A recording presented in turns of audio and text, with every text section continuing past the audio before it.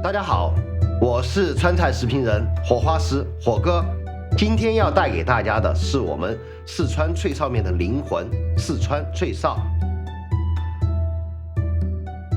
做脆臊一般有2种肉的选择，牛肉一般我们选择是牛的后腿肉，没有筋膜的部分；猪肉就更要考究一点，选的是猪的颈肉。我手上这一块就是一块很标准的猪颈的面板肉，你看它的肥瘦相间，很均匀，就好似那个雪花夹在那个瘦肉中间一样。这个就是它好吃的关键了。首先把它从中间切开，然后片成2个薄片，这样是为了我们切出来的那个猪肉粒更加的均匀，要不会出现一种问题，就是小的已经炸糊了，大的都还没有脆。然后再切条，切条以后切粒，比绿豆要稍微大一点点，吃起来又有口感，它又能粘在那个面上，特别的好吃。如果大了它粘不上去，小了就吃的没有口感，这个也是我们为什么要切而不是剁的原因。猪肉咱们切好了，下面准备下锅，第一步就是开火，下猪油。这个猪油在里边是作为引油来使用的，猪油慢慢的融化，大概在5成油温的时候就可以下猪肉了。下锅，轻轻的铲一下，给它铲均匀。老姜，我用的是我们那个四川的小黄姜。它的目的是为了去腥，毕竟生猪肉它有一定的腥味儿。下面咱们来一点白酒，它的作用是增香。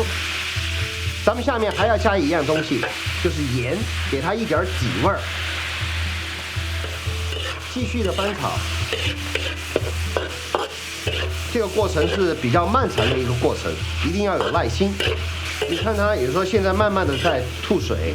咱们要把这个水分给它煸干，可以休息一下，看看它那个变化。现在那个水分慢慢在变干，你看基本上要吐油了。这个时候一定要注意，就是有时候要铲的时候要更加勤快一点，因为它这个时候是最发锅的时候。臊子变成了浅金黄色，这个时候油泡在慢慢的变小，油温也在慢慢的升高，但是离我们最后的脆臊还差那么一点点。最紧张的时刻就是这个时候，差一点点火候，它不是那么酥脆。如果过了，它会有糊味和苦味，这个就不好了。听那个声音这个就是酥脆的声音。好了，这个时候我们准备出锅。把那个油沥出来，然后再回到锅里边，把火打开。火打开，最关键的一步，下酒酿，快炒一下，又香又脆，化渣的臊子做好了。咱们把它那个放到碗里边，